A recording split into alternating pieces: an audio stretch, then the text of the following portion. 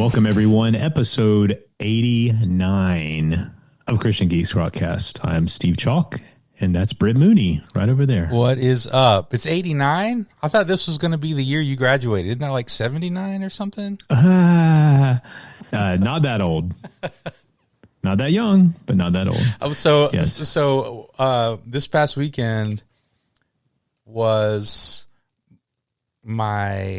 actually the weekend before was my daughter's graduation, right? So Saturday we had graduation. Sunday afternoon we had a big party. It was awesome. And I had a friend of mine from high school. So I have a couple friends from high school, Melissa and Madeline, who are aunts. They, like, my children call them Aunt Melissa and Aunt Madeline, right? And so Madeline it was so sweet. She came all the way up from South Atlanta. She's a lawyer, and she came all the way up from South Atlanta, and she and I were just catching up and laughing. And I said something like, well, when you get to our age, and she said, no, we're not the same age. Like, we graduated the same year, but she's a year younger than me. Like, she was like a young, and so she's like, no, we are not, you will not put me in your age. I'm like, really? Like, calm down. I mean, anyway, but that's just, she was just messing, but so. Yeah, you always think about age as like sort of a percentage, because when you're like, if you're like 5 and 4, she's 20% younger than you. But if you're like 52 and 51, right? Like, come on, you're basically the same age, right? She was trying to make it 2 years. I was like, no, it's only a year. I was born in December. You were born in December. Like, it's like a year, not even quite a year. And so she was just giving me a hard time. That's one of the reasons why we have stayed friends. She's one of those people that can always give me a hard time. So there you go. So anyway, yes, episode 89. And if you haven't caught on what we're doing on this episode yet, it is. Yeah, it was an idea from Steve. Yeah, so, I mean, because I was getting kind of nostalgic because I'm like halfway between my children graduating from high school. You've got a child graduating from high school, and it's also halfway between two of your kids. So, That's right. But it got me thinking, because my wife is, obviously in education, and also probably the biggest thing was, I've talked about it on here before, but I've been leading a group of guys at my church, like high school, middle school, and high school guys. Yeah. And I started leading them 7 years ago when they were rising into 6th grade for middle school. And like 2 weeks ago, we had our very last meeting together officially as seniors, as graduating seniors. And I've been going to grad parties. I went to a graduation for one of the high schools locally that I got invited to. And it's been a little, I mean, it wasn't as emotional as when my own child graduated, but it's been, it's just seeing these guys who I've tried to help shepherd over the years, turn into men and go out into the world. Anyway, I've been thinking more about graduation this year. And then I started thinking, I graduated in 1989, and the next episode is episode 89. Anyway, bottom line is a lot of great albums came out that year. So Britt and I basically just decided that I would pick 10 of my favorite albums of 1989, and we would cover them on this episode. Now, the rule for me is not when were they popular or when did their singles go to number one. It was, were they released in that year? Right. Because I was getting some feedback when I made the social post about it a week or so ago about, like, I hope you included this, and I was like, well, that released in '88, and you're thinking of the big song or whatever. Well, like, Beyond Belief was huge in '89. Right. And then, but Unseen Power didn't come out till later that year, whatever. Like, right. So if I would have made it because I was looking at, originally Steve brought it up, and it was like, okay, you pick 5, I'll pick 5. And then as we started talking about it, I was like, no, you just pick all 10. You just pick all 10. And because that'll be, it's your year. But anyway, so I was looking at albums. I was like looking up, like, what came out in '89.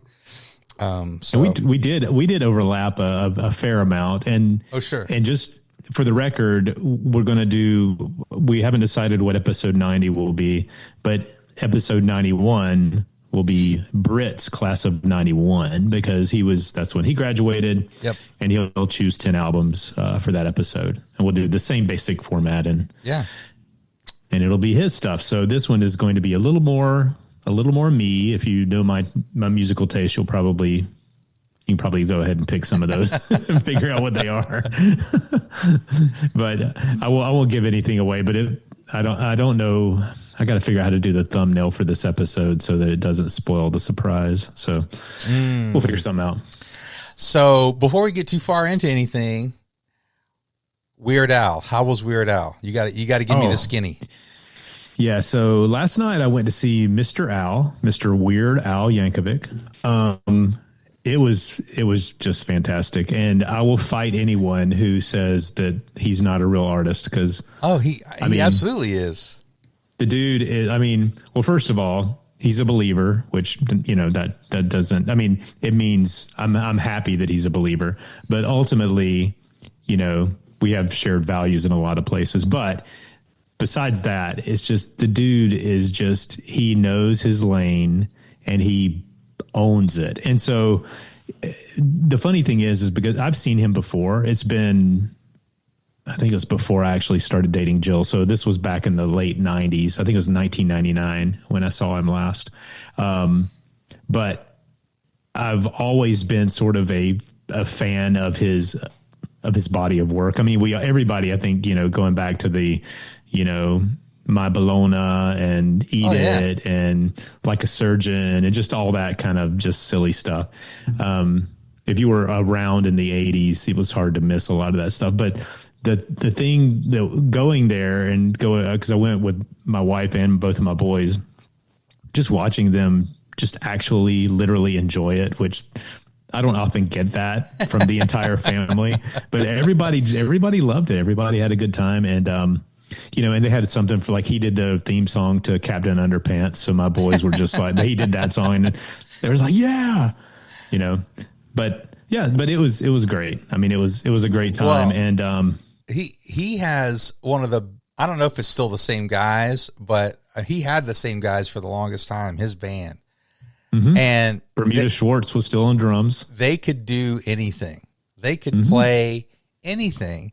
And so not only were his whatever covers, not covers, but whatever, whatever you call them, the songs where he would change the lyrics to the pop songs. Yeah. And not only were those really inventive and interesting, I remember when because my brother started getting into them, buying CDs and stuff like that. His originals are just as good. His originals are like, he's a good songwriter. And yes, it's comedy, but there's little twists and turns and little turns of phrases. And it's amazing. I will agree. He is an absolute artist. And I have appreciated that over the last, good Lord, how long has he been around? 50 years? It's been 45, close to 45, 40. Well, no, his first song he recorded in 78, I think. Yeah, so it's close to 50. So, and he stayed clean. Mm-hmm. Like, he just stays clean. But he just goes, I mean, I'm not saying like people who cuss or do whatever, like they're not artists either, but I'm just saying like, it's impressive to me that he stayed who he was. And he's just stayed there. And it's just so fun. Well, and this is a point I made in the car as we were sitting in the parking lot trying to get out, that when he first came out and was making these silly songs, to other people's, how, his thing, his shtick. But when he was doing that, if you would have told me that I would go see him in, 40 years later, and I would be at an amphitheater with probably 5,000 or 6,000 people that were still there to see him. And I would have told you were crazy because, those were sort of novelty acts that sort of came and went. The Fish Heads guy. And like, I don't even know who sings these songs. They just, Dr. Demento, he would play these songs and then they would go away. But he's had some staying power. So anyway, bottom line. That's pretty amazing. His staying power is amazing. And if you've ever seen a little documentary or anything on him or an interview where he talks about he almost didn't have staying power. I mean, there were a couple of years there, a couple of albums there where, I mean, it was sink or swim for him, you know, and he just, but you know, you build an audience and they stick with you, and he just kept putting out quality stuff. I mean, and every album's his best album ever. So, you know, that's really the secret. No, you're absolutely right. I mean, you know, I think that every album he's trying to do a little bit of the old and a little bit of the new, and the mix is always the best thing he's ever done. Yeah, without a doubt. Yeah, for sure. All right, I do have some news actually. You got some news other than the Weird. I almost wanted to wait till the news for the Weird Al, but I'm like, you know what? We're just going to do it. No, the Weird Al, it was, and it's funny because, you know, when you get home and you check Facebook, you realize there's a lot of people at that show that I knew, but I mean, like they were there in attendance, and I didn't realize they were there. And in fact, okay, side note. So one of the songs he's like singing this love song, which if you're familiar with Weird Al, you probably know the one where he basically is talking about how angry he is because this girl broke up with him. But he's walking through the audience and he's throwing scarves at ladies. And then at some point he stops and he pulls his boxer shorts out of his pants and like puts them on somebody's head. I got back home and I looked and I knew the girl that he's put his boxer shorts on. So I couldn't tell because I was back on the lawn, you know, and she was way up front. So 6 degrees of separation. You had like 2 degrees of separation right there. Yeah, me and Weird Al, we're basically best friends. So, but anyway, so I got some news. All right, for the news. Ready? Let's do it. All right, in the news, and some of this is not so much newsworthy as it is just me wanting to rant a little bit, good and bad. So, I didn't know we were doing old man rants. I didn't know we were doing that. Well, it's old man rants and it's good things too. I'll start with the good things. This is kind of like, you know, in the same Weird Al vein of like, if you had told me like back in the 90s that essentially Seven Dust would put out a Christian album. Right. I would have been like, yeah, right. Not that they were, because I mean, I have a little bit of a connection to Seven Dust. But it's not super close anymore because the person I knew that knew Clint is the guitarist who is the songwriter and the really strong believer now in the band. And he's kind of the one who basically wrote a Christian album for them. I had a connection to him at one time, but then my friend got divorced and from my connection. So the connection broke. Yeah, in fact, Clint played at their wedding. Oh, wow. And that was back in the, back in the 90s when, things were different, but that's a long story. But so the new Seven Dust album is called One, and the whole theme of the album is basically Jesus. It's a phenomenal album. Have we talked about this already? I don't think we talked about this. I don't think so. It's a phenomenal. Oh no. Monty Colvin talked about the album on his podcast. Oh, yeah. That's right. And I was like, I didn't know they had a new one out. And so like I went to listen to it, and I love Seven Dust. I saw them open up for Creed back in the day. And I did too. Were you at that show? I was at the show. Guess who else was there? My wife was at the show. And with my wife was there. Before I met my wife, she was there. No. My wife, we were dating. So my wife and I were dating at the time, and we went to that show. That was a great show. That was a fun, and Seven Dust was amazing. I almost liked them better. I was like, they were really good. Well, I was there with my friend who knew Clint. So we were on the floor. Oh man. Like right in the mosh pit. And I was trying to keep her from getting kicked in the head, but one of my friends did get kicked in the head because it was like crowd surfing and all that stuff. But no, that new Seven Dust album is phenomenal. It's amazing. Those guys have kept it going for a long time, and probably one of the best shows I've seen, mainstream shows I've ever seen. We went to a club and saw Seven Dust in Chattanooga. I don't even remember where it was, but it was this tiny little club, and it was like a makeup show because they were supposed to play a show somewhere, and then they wound up just throwing in a show up there, and there were maybe 50 people there. It was so loud and so crazy. Those are the best. It was crazy. It was Those awesome. are the best shows. But yeah, but this album, if you haven't checked it out, I mean, if you're the type of person that can't listen to an album if it's not put out on a Christian label, then that may not be for you. But it's essentially one of the best Christian rock albums I've heard this year. Oh, because it's all about Jesus, hands down. Totally agree. So there's that, and then Papa Roach is another one that kind of came out of left field. Okay, I don't know this. Yeah, I don't know. So I know who Papa Roach is, but I don't know anything about him recently. Jacoby, the lead singer, has been very vocal recently about his faith, and they have a new single, and I need to see if I can figure out what it is. Well, we'll just keep talking, but yeah. So he's been very vocal about his faith, and a lot of their new album is about Jesus. I'll have to check that one out too. Yeah, and it's good. It's good stuff too. And so and he's been very I follow him on social. I mean, on like Instagram and stuff. And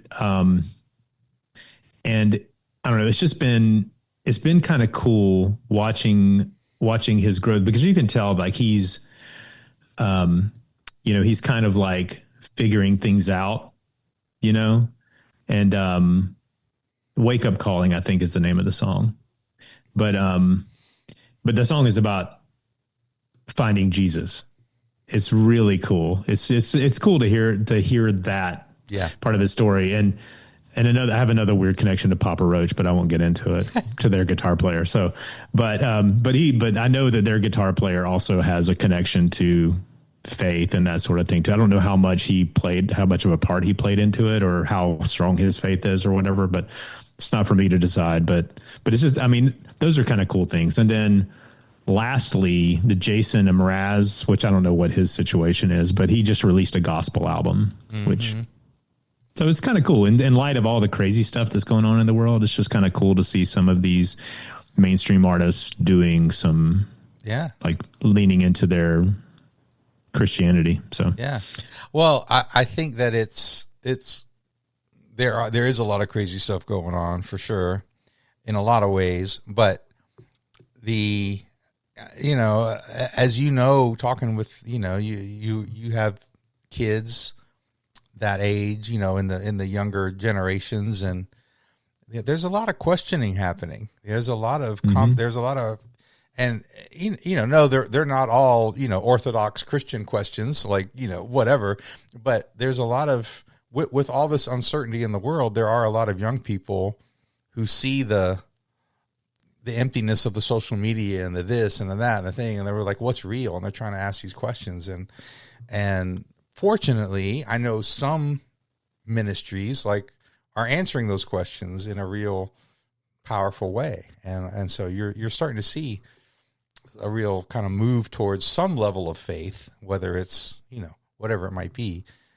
So yeah, it makes sense that some of these guys are kind of, you're starting to see some of that in the kind of popular music. And I'm not here to nitpick, because I mean, you could sit there and go but his exegesis is wrong. Oh yeah, no, whatever. It's like, but I'm just happy that they are, they're coming out as Christians and talking about Jesus, and at least, because I mean, they have the opportunity, we'll get several hundred people that'll listen to this episode, but we won't get a million people to listen to it. You know what I mean? It's like, so they have a platform where they can say what, God has changed me, and I want to tell you about him. Yeah. You think about Korn, like Brian Welch and Fieldy and those guys. So it's they're not going to get up on stage and pound it down your throat, but they're also not going to shy away from it either. So yeah, so that's really cool. That's cool. All right, so that's my positive rant. Okay, this is more of a small debate I wanted to have about AI art. Christian music, because I see a lot of it on like I'm in all the Christian music groups, and people going, "Hey, I just put out a new album," and you look at it and it's like that album is like that cover is clearly just AI, just schlock. I mean, because I'm like, I'm on the fence. I think that AI is a tool you can use, but I think you have to be careful with it. I think it gives some smaller, music people and ministries the chance to be able to put stuff out that is maybe slightly higher quality than they would be able to otherwise. I'm not talking about actual music. I'm just talking about art, like the visual art, because I think we're kind of mostly on board with AI music should probably not be sold as real music. Yes. But, yeah, no, I definitely, I have the same reaction when I see a cover or like a flyer for something, or an ad is one thing, but like the cover of an album, like I'm not, you're kind of, I know how the sausage is made a little bit. And like for book covers, I know I can get a pretty cool book cover for $50, $100. Like, it's not that. There are a lot of graphic designers out there who will pump something cool out for you pretty quickly and inexpensively. Now, obviously, you can spend, just like book covers or album covers, I'm sure are the same. Like, you can spend thousands and thousands of dollars in hiring somebody to do it. I know those people too. And I have paid a lot of money for book covers. But my point is that, I know, and I it's one thing. It doesn't annoy me as much if it's an ad for something. Yeah. Like if it's like an ad, like, but, or a flyer or something like that. But when it's the album cover, and like AI, like to me, it's, I don't know about cool, but it doesn't bother me if like the album cover was made by somebody, an artist, and then AI could make a cool ad out of that or something. Like that doesn't bother me. Well, and the thing is, like we could do a whole episode on this, so we probably need to limit the amount of going. That's back episode and forth. 90. But That's it's episode like, 90. I mean, if you if you want to split hairs about it, I mean, if you think about it, like we've been using AI for graphic design purposes and honestly music stuff for years. It just wasn't called AI.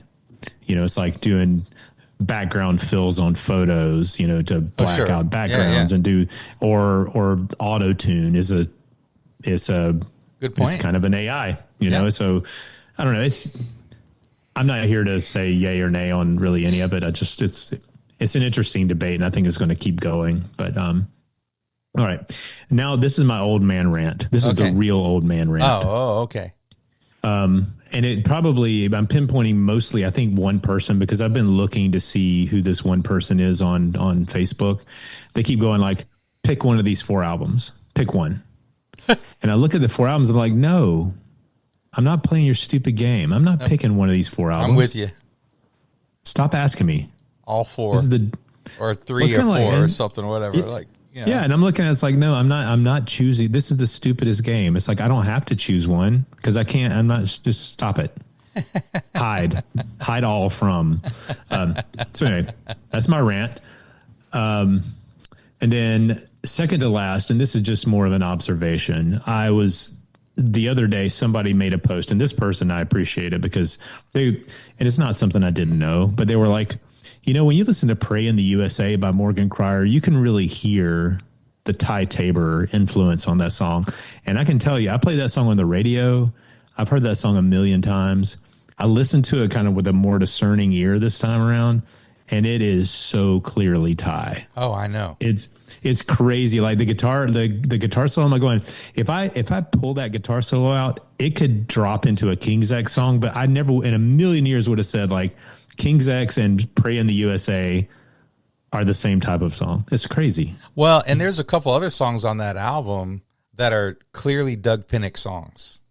Mm-hmm. I mean, like the I gotta know what I gotta know. Like that's a I mean, that's his kind of song. I mean, that's that's the kind of song he writes. And, you know, it's, I'm not going to say it was cheesy, like the way they mixed it and everything, for it's just Morgan Cryer was his own. I actually really loved that album. And it was years later that I realized, wait a minute, I love King's X and I liked this album when it came out. And they wrote half the album. Mm-hmm. So yeah, there's a reason. And I mean, so, it's kind of interesting though, because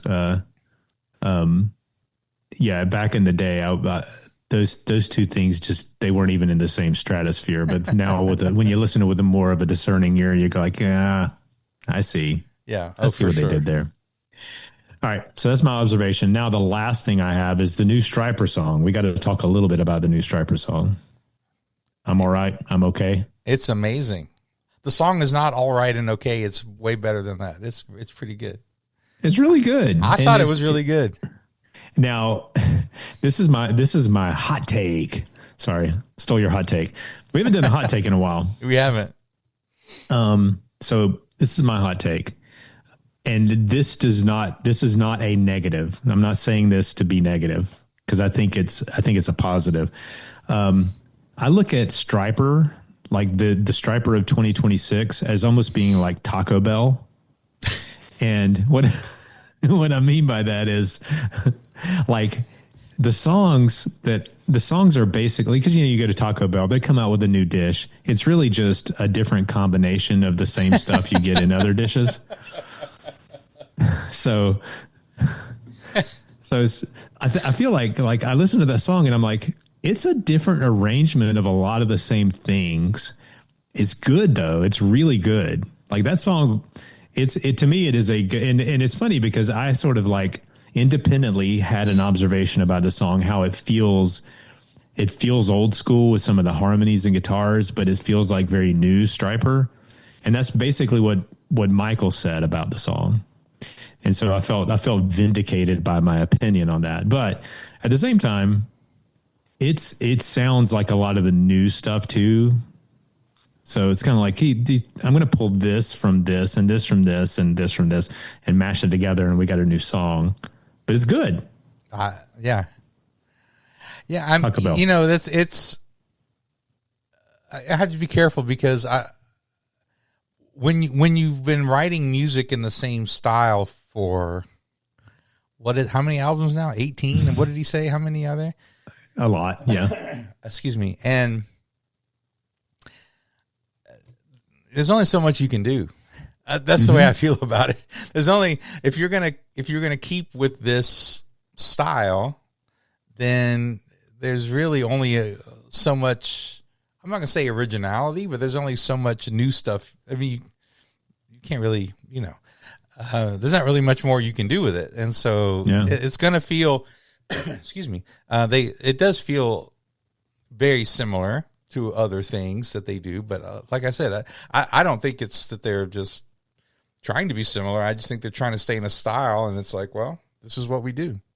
No, I agree. I mean, it's kind of like how many worship songs that have the same mix and they have the same structure and they have and it bothers me because I'm like, there are other song structures in the world, guys. Like, there's none. That's it. No, and truthfully, they're if it sounded different, it wouldn't sound like Stryper. So right, exactly. So it's like, and that's again that Michael's an open book on social media, so you get all the feelings, and so he's basically said that it's like we're Stryper and we sound like Stryper. Yeah. So some of it may sound like some of the same because that's who we are. Well, and it's fine. And again, while I'm laughing at your choice of reference for Taco Bell, it's kind of like AC/DC. AC/DC has played the same song for 50 years. 100%. Yep. And I would dare say Stryper's been a little more varied than AC/DC. And that would be my point, is that I think Stryper's been like, I don't think AC/DC's ever done a ballad or pianos, like they've never done that. Like they're even more stuck in a thing. But when you've got a style that works, do it. Mm-hmm. You know, and that's your fan base, and that's what they want, and you're cool with it, and you get energy out of it, and you have passion for it. That's where I think Michael is, at least, and I think, you know, there are other guys too. So I'd love to hear an AC/DC cover of Honestly. I think that would be good. Honestly. Yo. Yeah, that would be horrible. Okay. Now I want to hear it. Let's get AI to do it. Let's get AI Oh my gosh. Now that is what AI should be used for. Do you have any news? Or any rants or I don't. observations? You kind of took. I mean, I was going to talk about the Striper song. That's really the main thing I'm thinking of. So no, I don't think I have any other views. Cool. Well, we can just get right into the list then, if you want. Oh, did you want to talk about the 77s making the top 100? Oh, the well, it wasn't the top 100. It was or top whatever. I just saw this, and Spin Magazine put out a top albums of the year so far, or whatever. And it had Megadeth on there and some other people. The Megadeth album is also good. Yeah, but yeah, 77's album 7 was on that list. There you go. And that's the only album of any level of Christianity that I could tell, but I've listened to almost none of them. I think I've listened to that one and Megadeth, and that may be it. Out of how many? How many was on the list? It was probably 20, maybe. Oh, okay. 15 or 20. But yeah, and a lot of the artists I've never even heard of before. So yeah, but that's what happens when you get to be a man of a certain age. You don't understand pop culture and all these new artists and whatnot. They're not making the music for me anymore. Some are, but not that. Not most of those. All right, not a lot. Well, all right. Well, let's get into it. You ready? Okay. Yeah, I had a thought going into this. I'm like, I'm going to look up the release dates for these albums, and I'll just do them in order of release because I think that might be kind of cool. So we start at the beginning of the year, work my way through the year. Let's just say they all come out in May. They don't keep record of that very well. Like if they did, like 8 of the 10, I think were released on 1/1/89. Or at least that's the record. Or when it, that's when they put it in the thing. Yeah, that's what they say. But yeah, so they kind of vary from. There's some metal. There's a lot of rock. There's some alternative stuff in here, but. Let's just get right into it. Off the jump. Off the jump. That's my new thing. That's what the kids say. That's we're going to go straight into some Barren Cross from State of Control, which was, and I'm just going to go ahead and put this out there. Most of these albums I picked. Well, first of all, most of the albums I picked were albums that I basically wore out in 1989 or whenever. Like if they came out in like December, I wore them out in 1990. But fact is, they came out in 89. So that's kind of my criteria for are they on this list. And then the song that I chose, I tried to pick songs that were pretty representative of the album, but maybe weren't the like top single or the biggest hit or whatever, but it may be sort of a song that kind of flew under the radar a little bit. So anyway, I know that this song I think has a pretty long intro, so we can probably go ahead and start it. The song I chose off of State of Control is Out of Time, which has this whole End of Times movie vibe to it. All right, you ready? I'm ready. You can go for it. Reports keep coming in from all over the globe confirming it as true.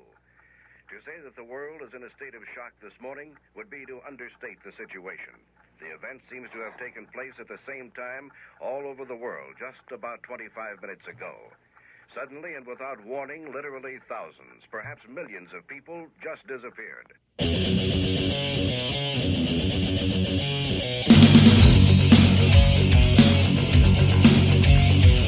Why did you wait? Why did you hesitate? We tried to warn you, and now you're out of time.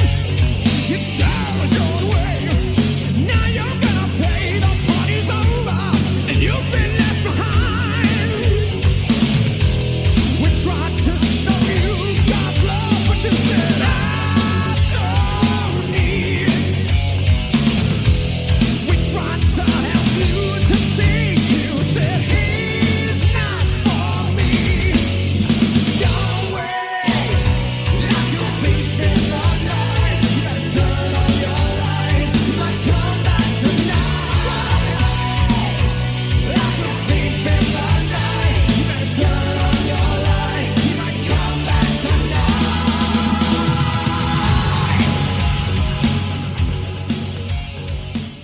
chorus is awesome. I love the chorus of that song. It's a great chorus. Yes. So this was also one that we wore out. I wore out, and my brother at our house. We played the heck out of this album. There could probably be arguments as far as which one's the better album, this one or Atomic Arena or whatever. I'd probably pick Atomic Arena overall. But this song, I mean, this album has not way better. It's got better production and just, you know, the vocals and everything just really is well put together. A little bit more of the Elefante. I don't know if Atomic Arena really had as much of the Elefante stamp on it. State of Control to me did. It really did. Yeah. And great album and just really strong songwriting and, you know, just a couple really cool slow songs and all the stuff. So yeah, it's a great album. Yeah, and this that song was written by Steve Whitaker. And then the music was Steve Whitaker and John Elefante, which I think you can hear a little bit of the John Elefante influence in there. But it's like he goes by Michael Drive now, but he was Mike Lee back in the day. He was Mike Lee back in the day.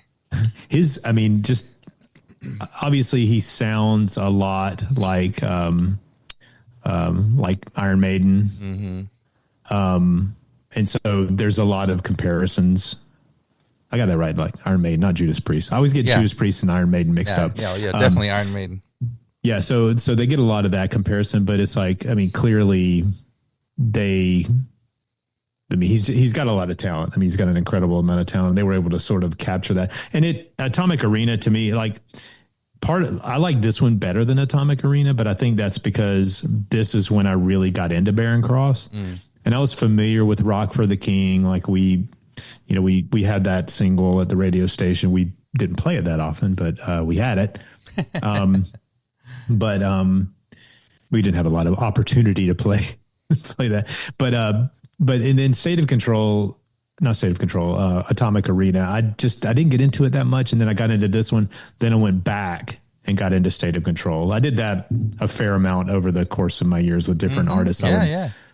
I'd step backwards and get into that. Sure. But yeah. So State of Control, that one, if you like Barren Cross and you have only gotten into our podcast recently, go back and listen to episode 31, because we interviewed a couple of the guys from Barren Cross, and that was kind of bucket list of interview for us. And it absolutely was. And we have done Atomic Arena.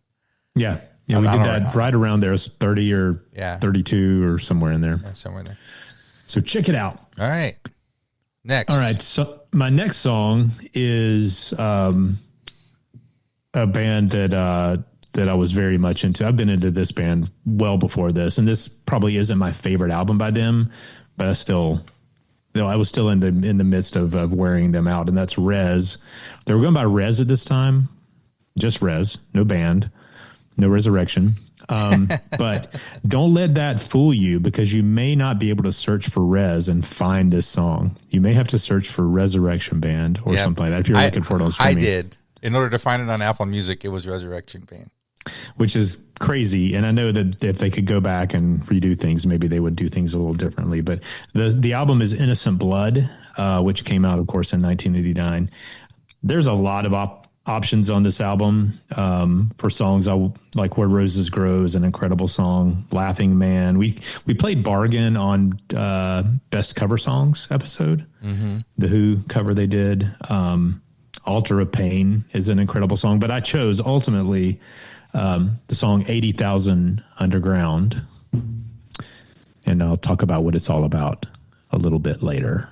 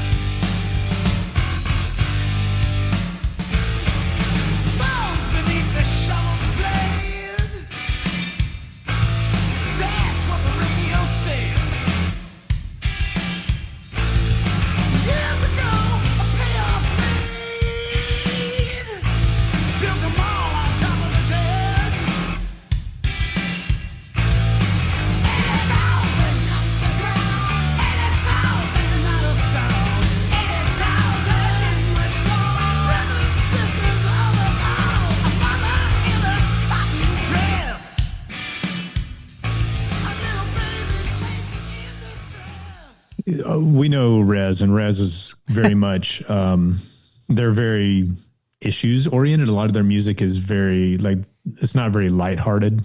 They don't do a lot of like lighthearted, like for instance, the cover of this album has this girl on it, and this girl is like from like a neighboring area of Chicago, and it's a little girl that was abducted and never found. And so that's why they call the album Innocent Blood, and she was a victim. And so it's pretty heavy stuff, and they've always sort of been that way. But this was kind of in their blues metal era, you know, if you think about it from like a lot of the albums they came out with and during this period of time in the late 80s, early 90s. But 80,000 Underground, I'll read you what they say it's about. It's a protest song about the horrors of transatlantic slave trade and modern societal apathy. And the title refers to the estimated 80,000 enslaved African people who died in the Americas and were buried in unmarked and often forgotten graves, frequently paved over for modern development. So, well, not to mention a lot, you know, as a history major, not to mention a lot of the slaves that were just dumped overboard, on the way. I mean, not just unmarked graves and on land, you know, there was all that too. So, which I mean, pretty awful. I think we talked a bit about this when we did that Between Heaven and Hell sometime back, Rez album. The there's not a lot of Christian artists that are willing to talk about the uncomfortable things. Mm-hmm.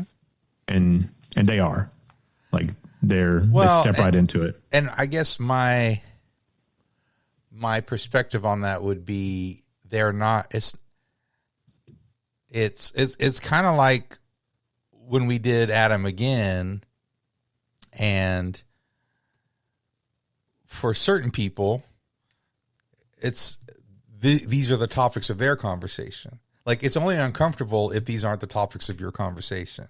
You know what I mean? Mm-hmm. Like, if this isn't your world, and, you know, but if you're Adam Again or Gene Eugene and you live in this world of inner city, you know, blight and the whole thing, then it is uncomfortable because it's not the topic of conversation for the white kids in the suburbs. And so, true. But we need, to me, we need those voices too, right? We need all of those voices. It's not just, so I appreciate Rez for that. Yeah. Yeah. And the thing, you know, like I was a kid living in small town, South Georgia at the time, you know, listened to a lot of these albums, and it was hard for me to sort of grasp those realities. I think now as an older person and understanding a lot of it, it's easier to sort of process it. And right. I mean, I say easier, and it's easier for me to sort of understand what they were talking about. So, right. All right. Next up, we're going to do a song from an album we did just not too long ago, 10 episodes ago. The band is Rage of Angels, and I would hold up my CD, but I don't know where it is. It's around here somewhere. But yeah, so Rage of Angels, and it is self-titled, and the song that I chose is It's Not Late for Love.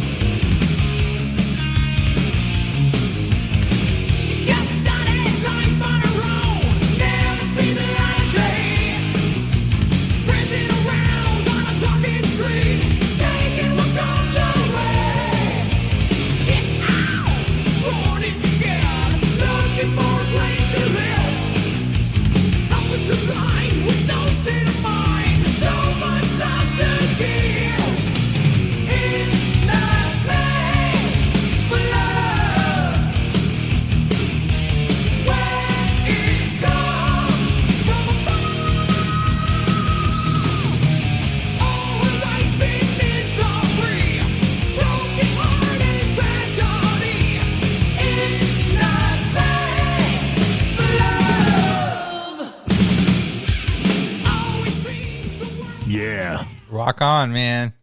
Yeah, man. That's that sort of good, like just kind of dirty Sunset Boulevard hair metal. Yeah, for sure. And that, I mean, and maybe I was a little out of the loop in some ways, even though I was working in radio, so I had some level of connection, but I wasn't working in radio in a big city. I was working in small town Christian radio, but I was still somewhat connected. But there would be bands that would sort of come out of nowhere. Awesome. It would either be I was very familiar with Frontline. I was very familiar with like Broken Records and some of those. But Rage of Angels was one of those that Regency would occasionally put out an album that was just like, where did this band come from? Like, and of course, Rage of Angels were gone as quickly as they arrived, which we've talked about that. Again, if you want to listen to episode 79, we kind of go into more detail with all that stuff. And there's other podcasts, honestly, out there with interviews and things with some of the band members that go into detail. But it's like, that was one where I was just like, where did this band come from? And where have they been? And then suddenly they were... And they were gone. Then they were gone. And but it's that was another one that I was just like, okay, I'm buying this. I'm going to wear it out.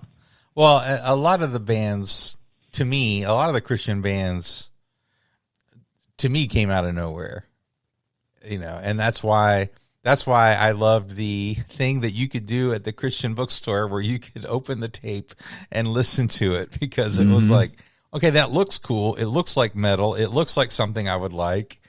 And then you would check it out and you'd be like, yeah, no, I'm getting this. And then you'd buy it, but yeah, to me, I mean, like, now there were, especially when, like, was it Visions of Grey? What was the newspaper? Whatever. Yeah, the local one? Yeah, the local one. Like, they would have some news and stuff. So you get some news about stuff that was coming up and where the bands were doing, what was, so... I felt a little bit more informed at that point, but yeah. Yeah, like if I think about Visions of Grey, CCM to maybe a lesser extent, just because they were more mainstreamish. But, Noteboard, Harvest Rock Syndicate, there were a lot of those sort of like not just outside the mainstream publications that would keep you up to date with a lot of the fringe stuff, I wound up liking a lot of. So yeah, me too. The next album I have is one that also came out of nowhere for me anyway. And it was also on Regency, and like it was, I mean, it came out of nowhere in so much as I had not really listened to like the California metal, compilation and that sort of thing. I hadn't paid a whole lot of attention to that. But the next one is Mastodon, which of course is John and Dino Elefante's baby, where they had a lot of different artists singing and playing, and one of which was the lead singer of Ambrosia, which, being a yacht rock guy, really means a lot to me now. But the song that I chose from Mastodon, from It's a Jungle Out There, which was their debut, is the song called Love Inhalation.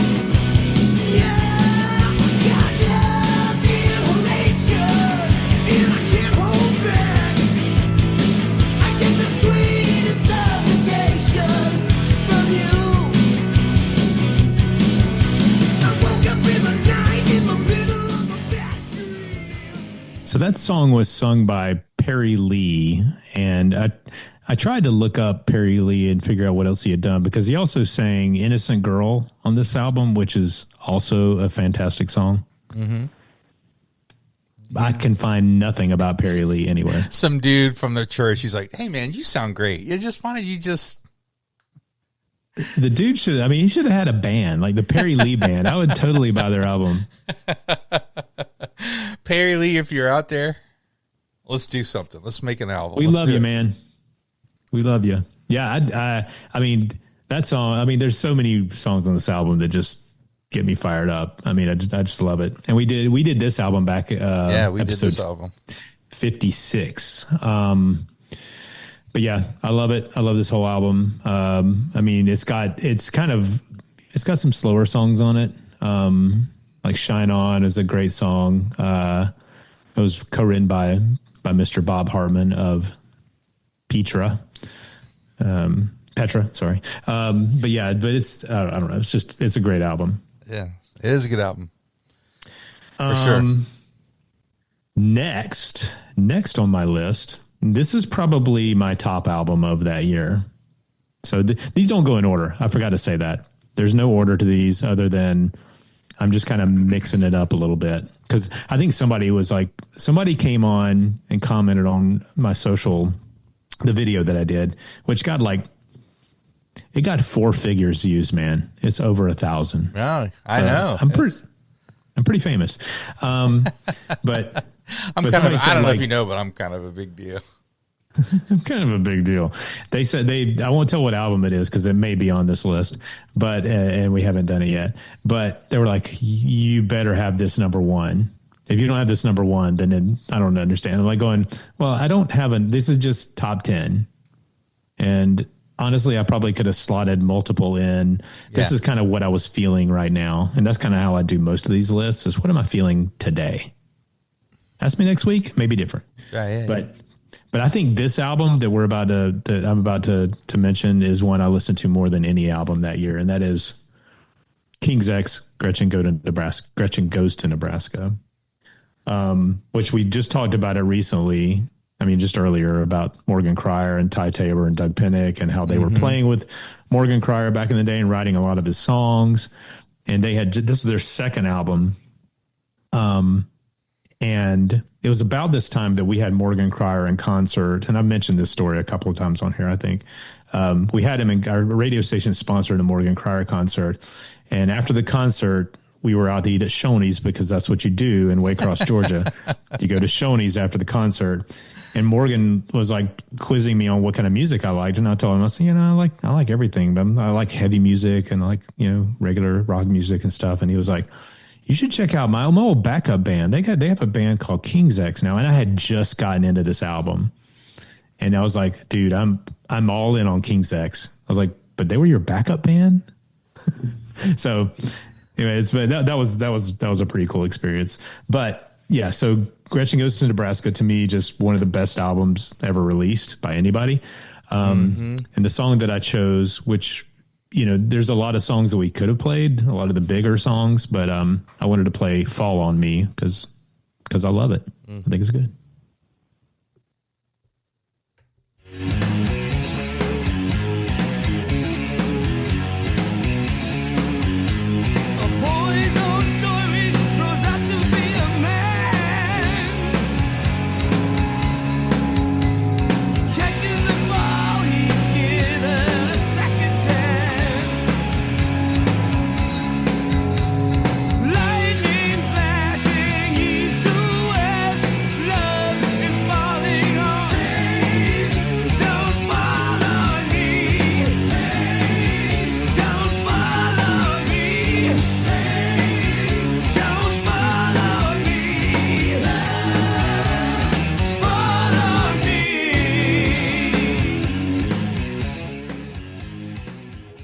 This is another one just like Mastodon. I could have thrown a dart at the album and played a song and I'd be happy with it. Yeah, it's a perfect album. I mean, in my opinion, if we're, I floated around the idea of doing like a perfect album, perfect Christian album sort of thing, episode. But this is a perfect album. I mean, it's just the songwriting, the musicianship, like the whole thing. I mean, it's the front to back. It's an amazing, this one, and then Faith, Hope, and Love. You know, those two. That's the peak to me for them. The self-titled was great, and I like a lot of their other albums, but those two albums are just like genius, one after the other. Like every decision, you know, it's one of those albums where like there's nothing better. There's no better decision they could have made in that moment. Vocally, guitar playing, drums, like the whole thing. And I know there's some heartburn over Sam Taylor and production and management and all that stuff, but it was like Steely Dan. Like, you know, it's like he got the best out of those guys, and it was just incredible. And, you know, and there's a debate, you know, King's X, Christian band, not a Christian band. Those first three albums, they're Christian albums. Oh, for sure. 100%. Yeah. Well, I think we need to take a short break, like a short hiatus for a quick commercial. Okay. For Fox and Sons Coffee. Oh, yes. Our sponsor. So I have been enjoying some delicious coffee sent to us by Fox and Sons because they're just good people and they support us. And therefore, you should support them because your support of Fox and Sons using our coupon code GEEKS, GEEKS. That's how you spell geeks, in case you didn't know. And you get a discount off of $35 or more, and just the message it sends to those guys that you are thankful that they support the podcast it means a lot to us. But I actually have some coffee to send you, Britt. So here I was wondering. Yeah, we got Ziggy's Espresso, and then we got some Brazilian coffee here. Which I just finished up a bag of Ziggy's Espresso, and it's really good. Yeah. Ethiopian. Oh, no. Ethiopian natural. What are you going to send me? Well, you definitely get an Ethiopian. So I'll probably send you. Yeah, I could definitely do the Ethiopian. We'll do some, because they sent 2 bags of Ethiopian. So I'll send you some Ethiopian and maybe some espresso. All right, let's do it. So we'll get, now that school's out, I may just have to meet up with you somewhere. Yeah, we'll have to figure that out. But no, it's amazing coffee, and I really appreciate it. And I totally agree. Everyone should check them out and buy a bag or two. And as someone who used to work for a coffee company, I can tell you it's amazing coffee. It is really high quality, well roasted, good bean. It's good coffee. Yeah, and I don't know how much I like. We've talked about this. I'm a bit of a coffee snob. You and Beck are a bit of coffee snobs. I'm the only coffee drinker in this house, except whenever my son's girlfriend is visiting from Kentucky. She's also a coffee snob, or at least she drinks coffee. But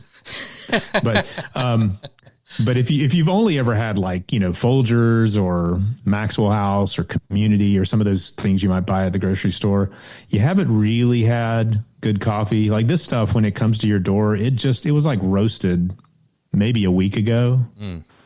You know, it's fresh roasted, tastes delicious. It's really good stuff. And you can get whole bean or ground coffee, whatever. But we do appreciate those guys. I know that right now Steven is traveling off in some other part of the world. So he's out and about doing his thing. But when he gets back into the country, he will ship you some coffee. So place you an order and see what you got. It's going to be good stuff. So once again, foxandsons.com. I'll put you'll see it on the YouTuber right here. If you're looking, it'll be right there. And then if you're not on YouTube, if you're on like Apple or Spotify or something like that, look in the show notes. There'll be a link there. But the coupon code is GEEKS, GEEKS, for 10% off, $35 or more. So do that, and we'll be thankful. Back to the show. All right. So my next, this is an album that I know Britt would appreciate because it's metal, but it's a metal album that I really enjoyed a lot.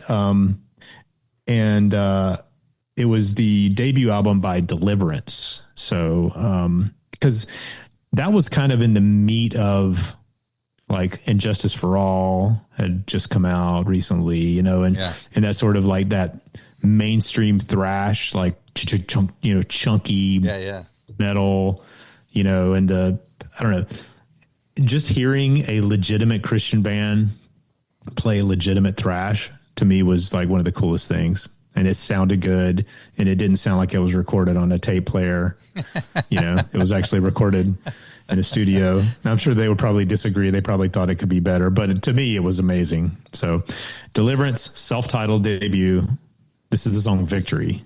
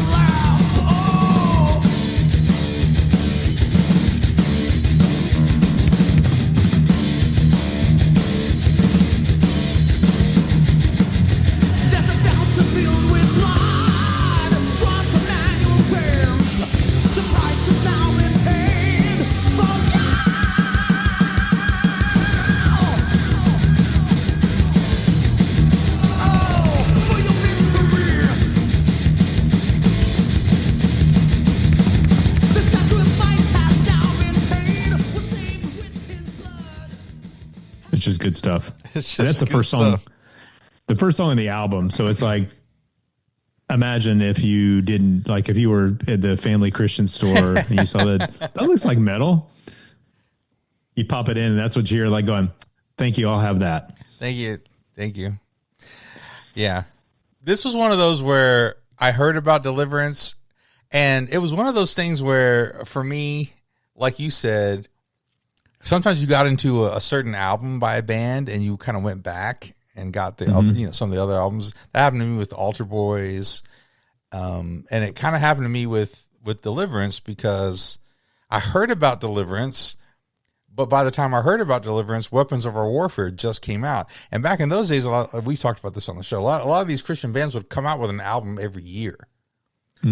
And so by the time I heard about them, they were coming out with a new album. So I got the new album and fell in love with that, and then went back and got the original. Still like the, you know, Weapons, which I think is a classic, is, you know, one of those, like, up, you know, one of the top metal albums ever in some ways. But anyway, but yeah, it's a great album, and I don't we've done both. We've covered both Weapons and the self-titled. Did we? Yeah, did we do the self-titled? I think we did the self-titled. Because we went through a string there, because we did Adam Again Dig, and then we went back and did Homeboys or whatever. Like we did, you know, we did 77s, and then we went back and we did, you know, Pray Naked, and then we go back and do some of the older albums. But I think we did the self-title. Anyway, you guys can go back and check it out. Yeah, and then this if you're on YouTube, this is the picture disc that I got. I got it from like Boone's Overstock or something. And I didn't pay a ton of money for this, I don't think. I can't remember. It was like $10, $15, something like that. Oh, wow. Get on that, because it's great. And it's got a couple of bonus tracks on it, but it's a 12-inch, 33 and a third vinyl. It's good stuff. All right. Next, we're going to get into a little bit more alternative and maybe slightly controversial. But the funny thing is, like, this song, or the album, is Outdoor Elvis by the Swirling Eddies, which was their second album. And I won't get into it. There's probably online, there's tons of stories about it, but there was the first single that they came out with was Hide the Beer, the Pastor's Here. And so it was one of those sort of like things where I think they just released it as a single, as like a not necessarily a joke, but just kind of like, hey, can this song possibly chart on Christian radio? A song called "Hide the Beer," the pastor's here. Sure enough, it went to number 1 on the Christian rock chart. And I think it was just because it was so outlandish. But there's a deeper message there of basically Christians sometimes are more concerned with the sins they can see, but the sins they can't see, they don't really care that much about. But there's, and also, the hypocrisy rampant in the Christian college scene, and just a lot of, if you go through and read the lyrics, you kind of understand, but but again, it sort of is, I don't know. To me, it's a classic song from a classic album. It's just, it's the Swirling Eddies. What can you say? But we'll get into who they are. If you're not familiar with it, which I don't want to assume everybody knows Swirling Eddies, but I'll get into that after the song. But this is "Hide the Beer," the pastor's here.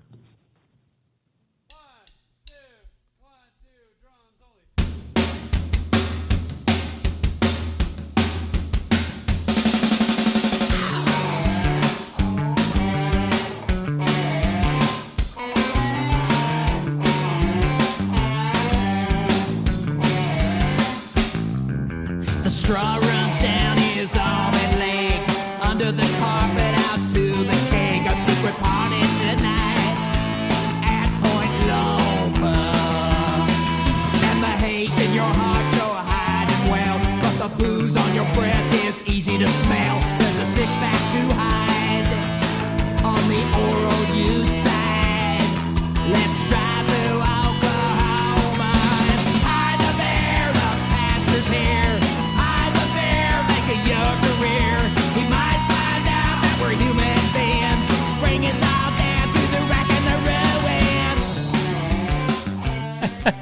ruin. All right, can I tell a quick story? Go for it. So I might have told this story before, but this is years and years ago when I was a younger chap, and a friend of mine was getting married, and he went to Dallas Theological Seminary. And he was getting his MDiv from Dallas Theological Seminary. And so he got married here in Georgia. And so I was his best man. But a lot of his other groomsmen were people he went to Dallas Theological with, friends of, also getting MDivs. Mm-hmm. So we went out for the bachelor party, quote unquote. And basically we just went to this place and we just had dinner, and we all partook, like everybody did, in a beverage, right? Mm-hmm. In an adult beverage. Let's just put it that way. And then at some point, somebody was like, "Hey, let's get a picture. Let's get somebody to get a picture of us." And then one of the guys went, wait. And he took all the alcohol, all the beer bottles off of the table and put them on the other table next to us, so they wouldn't be in the picture. And I remember going, really? Really? But these, whatever, I get it. I've been in the church scene for a long time, but I'm like, if you're going to do it, why are we hiding it? It's anyway. Well, so. And I have a counterpoint to that, because this is something actually we talked about in our small group recently for church. And it's it's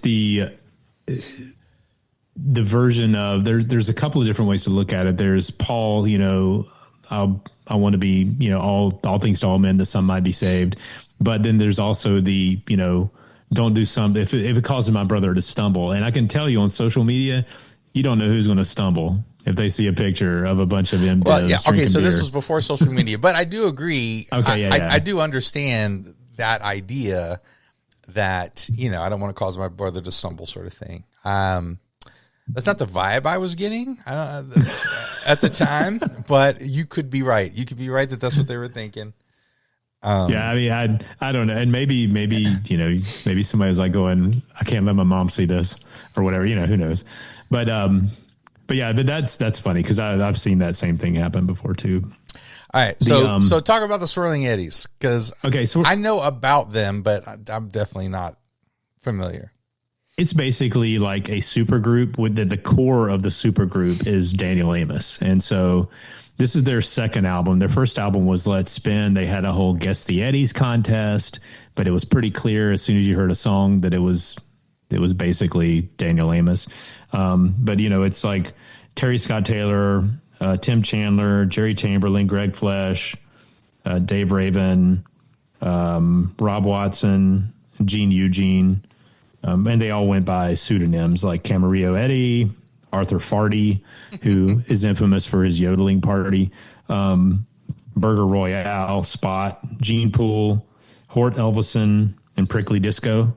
So that was their names for the albums. But the interesting thing about that song, which a lot of their some of their songs are very almost all their songs are very thoughtful in a real like weird way, almost Weird Al like way, like not lampooning other songs, but doing their own sort of satire songs. But and Hide the Beard, the Pastor's Here, if you read through the lyrics, they call out probably 15 or 20 Christian colleges, like by name. And some of them got very upset, like Bob Jones and, Northwestern and Biola and just a whole bunch of them. I don't know which ones got upset, but there were some that got left off the list that got upset they were left off. Like, wait a minute, we don't rate? Like, we didn't put us on the list so we can get mad. But I can tell you, not firsthand, but I do know that with having a son that goes to a Christian college, there's plenty of drinking that goes on in Christian college, even the good conservative ones. Underage drinking. These kids these days. All right, so on to the next song. And this one is one that I was able to tell the person who sang this song that it's one of my favorite songs of all time. And that is from Bloodgood, from Out of the Darkness, which is just an incredible album. One of my favorite songs. The song that I sing all the time in my head is Top of the Mountain. So that's the song I chose to play on this here podcast.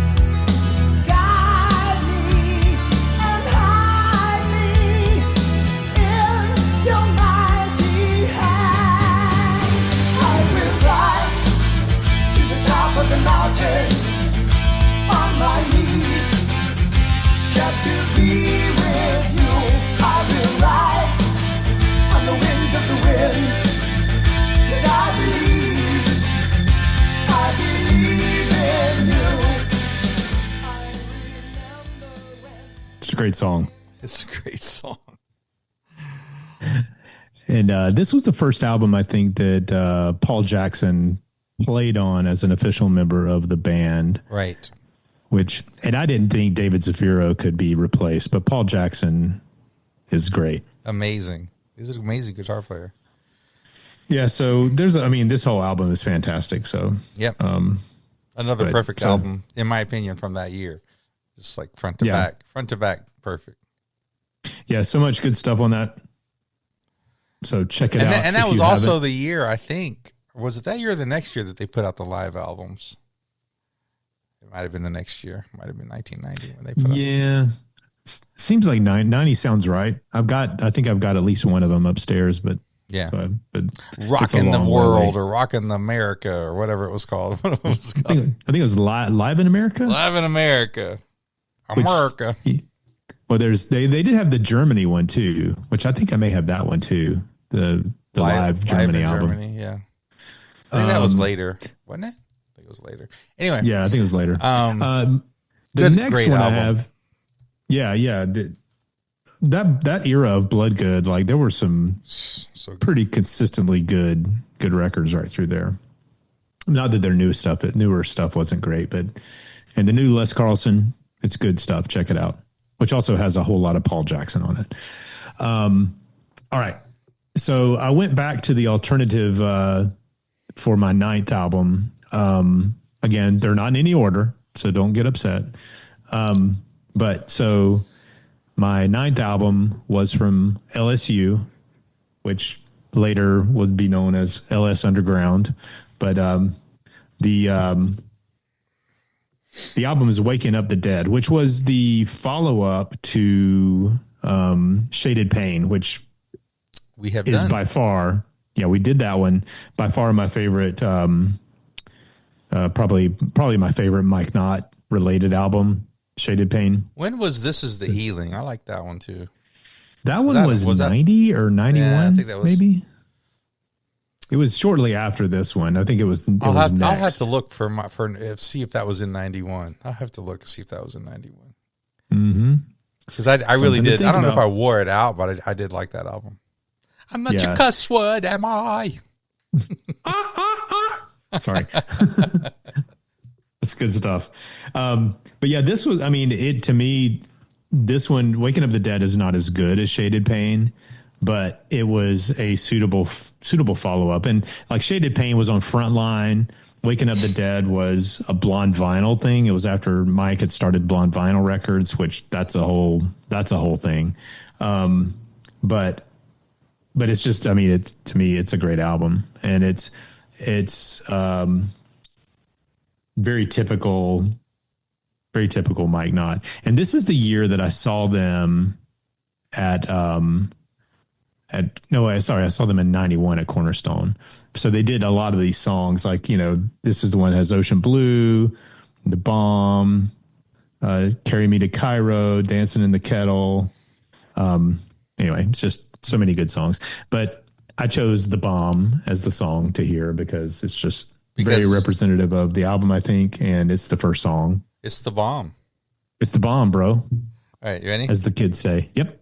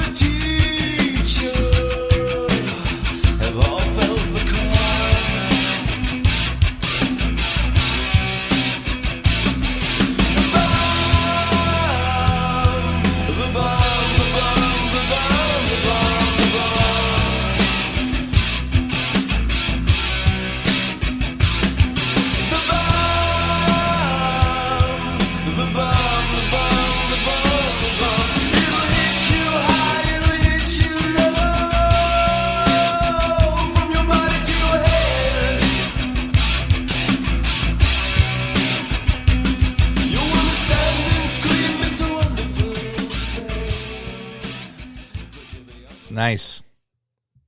You're muted. Yeah. Rest in peace. Sorry. Rest in peace. My mute button. No, rest in peace, Mike. Just great stuff. I don't know. Good stuff. When I hear him, I think back to like, I saw him quite a few times over the years, and every show was unforgettable. Yeah, for sure. in more ways than one. It was just crazy stuff. But yeah. That's LSU, Lifesavers Underground, LS Underground, whatever they were calling themselves at the moment.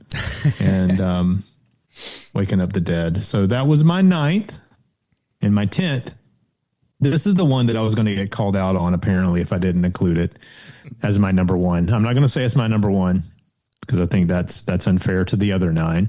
But it is one of the top 10, and that is White Heart Freedom. Whoa. I mean, this has to be on there, right? Oh, for sure. It's funny because recently I was trying to look up like top Christian rock albums of all time, and I'm going to put it out there. I don't think White Heart Freedom gets the recognition it deserves. Like on, we'll say, publicized lists on the internet. Like if you search up top Christian rock albums of all time, there's some that don't even include Freedom like in the top 100, which to me just, you don't know anything about Christian rock if it's not at least in the top 50. Putting that out there. I would say, yeah, way high. Christian rock, it should be way higher than even the top 50. 100%. Like, yeah, and it's again, it's a perfect album, front to back, and I would put it up there. I would put it in the same. Me personally, I would put it in the same tier as Gretchen Goes to Nebraska with King's X. Mm-hmm. Like every note, every choice, every vocal, like every lyric, like everything was just happened right, you know. And Brown Bannister, he's, I don't know exactly what his magic was for making these like phenomenal albums. You know, there's several of them that when I look back, I'm like, dude, this guy, he produced that one too. Like just one after the other where you're just, it was almost like, hey, I wonder how much it was like. I almost want to do a Brown Bannister episode, like just go through a number of his albums and say, was it one of those things where they were like, we want this person to hit it big and have a great album? So, okay, Brown Bannister, it's up to you. And Tommy Sims is going to play the bass, and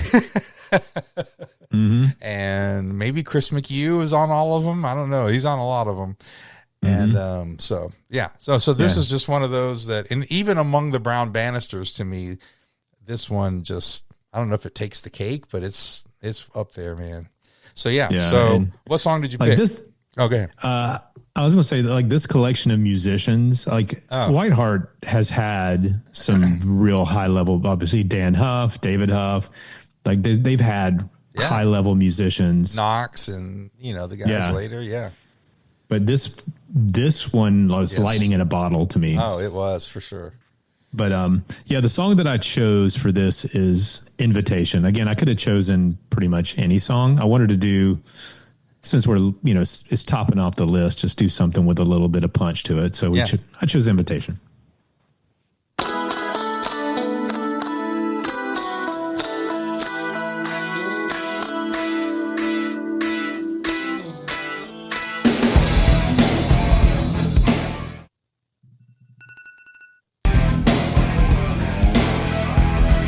All right, I'm going to start that over again.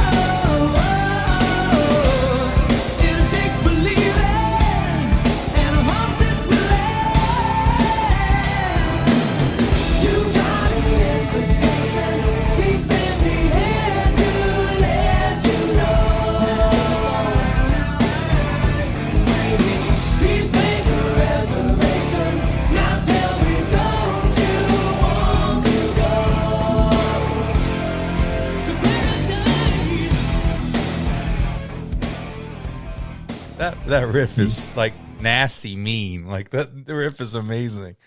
Yeah, so like I tried to, and I probably didn't do the best job at it, but I tried to pick songs on all these that you get a taste of what they offer, and this to me may be the best recognition of like rockin' guitar work, bass, drums, vocals, all of it.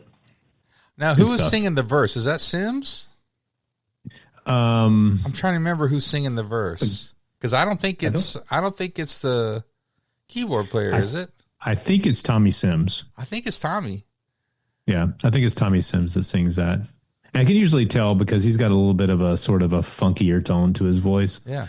But yeah, it's just good. Just good stuff. Yeah, so that's the list. So we had, I'll just run through it real quick. State of Control, Barren Cross, Innocent Blood, Rez, Rage of Angels, It's a Jungle Out There by Mastodon, Gretchen Goes to Nebraska, King's X, Deliverance, self-titled, Outdoor Elvis, Swirling Eddies, Out of the Darkness, Bloodgood, Waking Up the Dead, LSU, and Freedom by Whiteheart. And there's some conspicuous absences on this that I'm sure I'll get called out for, one of which being one that we covered recently, which was Wide-Eyed Wonder by The Choir. I actually was, when I was looking at the list of albums that came out, I was like, oh, The Choir's going on here. The Choir is going on his. And here, a little bit of a glimpse inside my mind. Like, I looked at the list of albums that I could choose from, and that was certainly at the one of the top albums. But I'm like, there are other really good albums that probably are somewhere in this ballpark. We just talked about that one, so I'm gonna highlight something else. But here, I'm just gonna run through a couple of them, a couple of the honorable mentions that easily could have made this list. So you had Thunder from the Mountain by Zion. Nice. Master's Command, Sacred Warrior. Nice. Long Way from Paradise by Allies. Nice. Knights of Heaven, Leviticus. Foundations by Jeff Moore in the Distance. First Watch by Guardian. Angelica's first album. Get It by X Center. Last of the Runaways by Giant, which that one's kind of borderline as to whether or not that would be a Christian album, but we talked about Whiteheart. It's a couple of the guys from Whiteheart. Big Roll by Milo Lefevre, and this is a little more off the radar, but Restless Heart by The Holidays was kind of big that year for me. So yeah, but there's even more. There's even more, like The Ocean Blue. I would have so like we said, at first I thought I was going to have to pick 5, and then what I told Steve was, I was like, are we going to have to fight over Gretchen and Freedom? We're going to have to fight over those two, because those are, to me, they were some that were just non-negotiables. Those were the main two for me, as well as Out of the Darkness with Bloodgood. To me, like those three, if those three don't make the list, it's it's not a real list. But yeah, Master's Command was one I was looking at, and the other two for me is, and I know these aren't my favorite albums by these bands, but I did listen to them a lot. Right, This Means War by Petra, and The Pledge by DeGarmo and Key. Like those three albums, along with Master's Command, like those three, I really did. Again, Master's Command isn't my favorite of Sacred Warrior either, but I wore them out. I wore those three out, me personally. Well, This Means War came out in 87. Oh, did it? Was it 87? Then what came out in 89? Well, see, that leads me to 89 was the Petra Praise, The Rock Cries Out. Yeah. That's the album that came out in 89. And I know somebody's going to call me out for not including it, but sorry, I just didn't include it. Well, so then whatever I was checking out, put This Means War in the wrong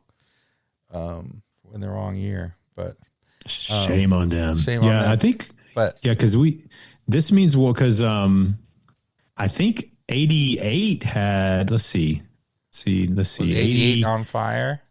88 was On Fire, which was after This Means War. Right. And then 89 was Petra Praise, and then 90 was Beyond Belief. Yeah. Okay, that sounds right. So that was the album once a year. Oh man. Yeah. So Big time. and I really did. I mean, I listened to The Pledge. I saw the Girl on Key live on that tour with, I think, DC Talk opening before Free at Last. That was before Free at Last.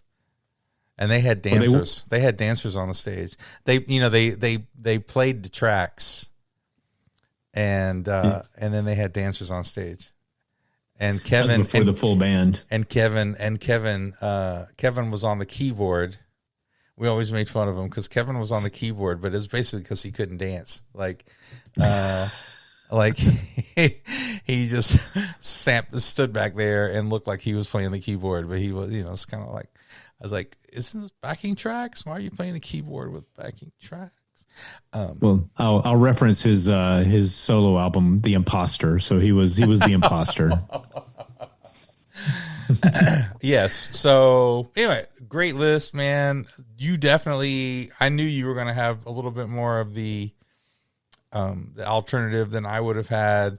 Like we were talking about before, I've looked at what albums I'm going to use for 91, and yeah, just a lot of the alternative-ish albums that I like a lot and love, they just didn't come out that year. Like it wasn't that year. So well, you all are just lucky that the 77s didn't come out with an album that year. I know, that's what I'm saying. Like I was like, Adam Again didn't, and The Prayer Chain was later, and I mean there was other Immortal, and a lot of the bands that I really love. It was like either a little before, a little after. So hey, and another thing too. Shout out new microphone. I brought up my new microphone. Yes, it's nice, man.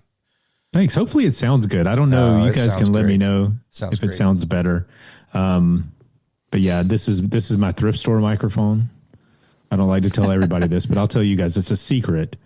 I got this at a thrift store. It was a good deal. Hence the name, the thrift store microphone. The thrift store microphone. But the funny thing is, and this is sort of an inside family joke, my youngest son is on the esports team at school, and so I think it's just an excuse for me to pay for his gaming habits, but he's constantly doing gaming with his friends, and so he would always grab my microphone and take it upstairs, and then every time we record a podcast, like, bring my mic down, and so now he just keeps the mic. Now he can keep that one. He can keep the mic. But yeah, but I'm excited. I've been wanting a good microphone, a better microphone, and so I have it. Yeah. So I'm happy. Good deal. Yep. Episode 89 in the can. In the can. But we're not. We'll be back sometime soon with another episode, and then we'll do 91. Then we'll do 91. Cool. Are we going to do? Yep. We could do 90. Like we could have done every year from like the whole 80s. We could have done like one a year. We'll pray about it. You never know. Maybe we'll come back with Class of 90. See, if we do that one, though, we'll have to split that one up, and then you get 91. Yeah. Oh, yeah. We would have to split up 90. Yeah, we would have to split up 90. Although we have to do 5 and 5. I got my associate's degree in 91, so I did graduate in 91, technically. So right. Okay. All right. We'll do 2 episodes, 91A, 91B. Just kidding. All right. Well, thanks everybody for joining us. We'll be back hopefully pretty soon with a new episode. And in the meantime, please continue to rock as hard as you possibly can, and drink lots of Fox and Sons coffee. B and give us 5-star reviews. Okay. And D and 4 D. Buy lots of merch. Merch. Buy lots of merch. Go to our website, geeksrockcast.com. Click the merch link. Buy some crap. Justin, I still owe you a shirt. I haven't forgotten. Peace out, everybody. Peace out, everybody.